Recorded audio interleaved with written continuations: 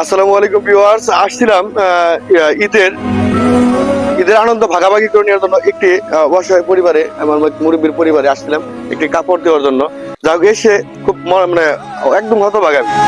আমার এলাকার মানুষ যে এইরকম ভাবে এই অবস্থায় মানে রান্না করে দেয়, 2 দিন পর আর কয়টা দিন পর তো ঝড় বৃষ্টি আসবে। ঝড় বৃষ্টি আছে, বৈশাখ জ্যৈষ্ঠ শুরু হয়ে যাচ্ছে, কিন্তু ঝড় বৃষ্টির দিনে উনি কিভাবে রান্না করবে, এটা দেখে আমি খুবই মর্মাহত, আমার খুবই খারাপ লাগতেছে। আমার ফিরোজ ভাই আছে পাশে, ফিরোজ ভাই আমাকে দেখালেন মাত্র, আমি যদি এর আগে এইদিকে আসি নাই। যাই হোক, আপনারা ভিউয়ার যারা ভিডিও দেখতেছেন প্রত্যেকেই আমার ভিডিওটা বেশি বেশি লাইক কমেন্ট শেয়ার করবেন, অনুরোধ করে বলতেছি। আপনাদের শেয়ারের মাধ্যমে আমি যদি কিছু টাকা আর্নিং হয়, আমি ইনশাল্লাহ এই ভিডিও থেকে যত টাকা আর্নিং আসবে ইনশাল্লাহ আমি এই পরিবারকে পুরো টাকাটাই দিয়ে দিব। পুরো টাকাটাই কি এই পরিবারকে দিয়ে দিব, এই কি করার জন্য, একটা এই আর না হলে একটা এক্সেল তৈরি করার জন্য।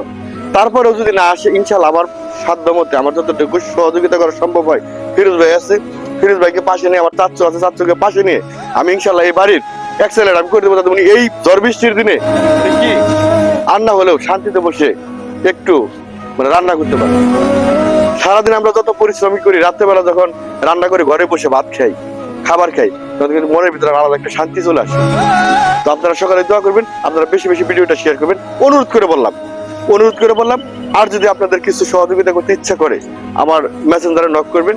ইনশাল্লাহ আপনারা যদি কিছু দান খয়রাত করতে চান, কিছু সহযোগিতা করতে চান, আমার পাশে থাকতে চান, এই মুরব্বীকে একটা ঘর তৈরি করার জন্য, ইনশাল্লাহ আমি সঠিক পথে সঠিকভাবে টাকাটা ব্যয় করবো। আপনারা দোয়া করবেন, পাশে থাকেন।